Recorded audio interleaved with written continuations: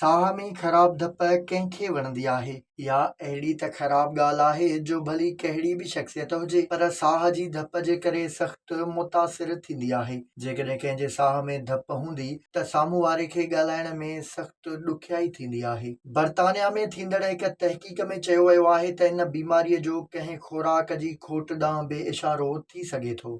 हूअं त जेकॾहिं माण्हू खे उञ लॻल हुजे त उन जे साह में धप पैदा थींदी आहे, जंहिंजो सबबु इहो आहे त पाणीअ जी खोट जे करे बैक्टीरिया घणी देर ताईं वात में रहंदा आहिनि जेके अहिड़ी धप जो सबबु बणिजनि था। तहक़ीक़ में ॿुधायो वियो आहे त जिस्म में आयरन ऐं विटामिन सी जी खोट बि इन बीमारीअ जो सबबु थी सघे थी। नॉर्थ एम्ब्रिया यूनिवर्सिटी जी तहक़ीक़ में ॿुधायो वियो आहे त खोराक ऐं नाक़िस खाधनि खे अक्सर माण्हू नज़रअंदाज करे छॾींदा आहिनि, पर इहा रोज़मर्रा जी सेहत वारे मसइलनि जो सबबु बणिजंदड़ आदत आहे। तहक़ीक़ मुताबिक़ विटामिन सी जिस्म में अहिड़े मवाद खे ख़ारिज करण में मदद ॾींदी आहे जेको साह में धप पैदा करण जो सबबु बणिबो आहे। माहिरनि मूजिबि विटामिन सी अहिड़ो त तेज़ाबी ऐं नाक़ाबिले रहाइश माहौल पैदा करे थो जेको वात में पैदा थींदड़ बैक्टीरियाज़ खे ख़तमु कंदो आहे। इन खां अॻु कोलोराडो यूनिवर्सिटी जी हिक तहक़ीक़ मूजिबि साह में जेका धप पैदा थींदी आहे कुझु ख़तरनाक बीमारियुनि जी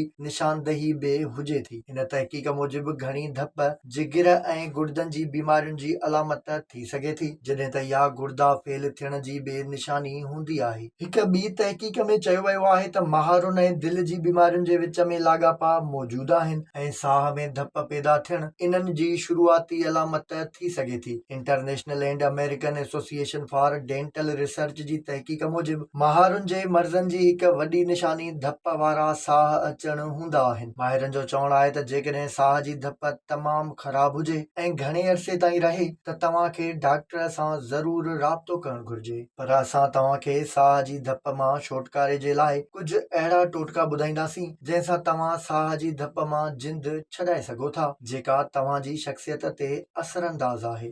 सुबुह सां उथण वक़्तु पाणीअ खे हल्को गरम करे उन में लूणु विझी उन जा गुरड़ा कयो। फूदने जा पन पाणीअ में विझी उन्हनि खे गरम करे उन पाणीअ जा गुरड़ा कयो। कचनि बसरनि जो इस्तेमालु घणे खां घणो कयो।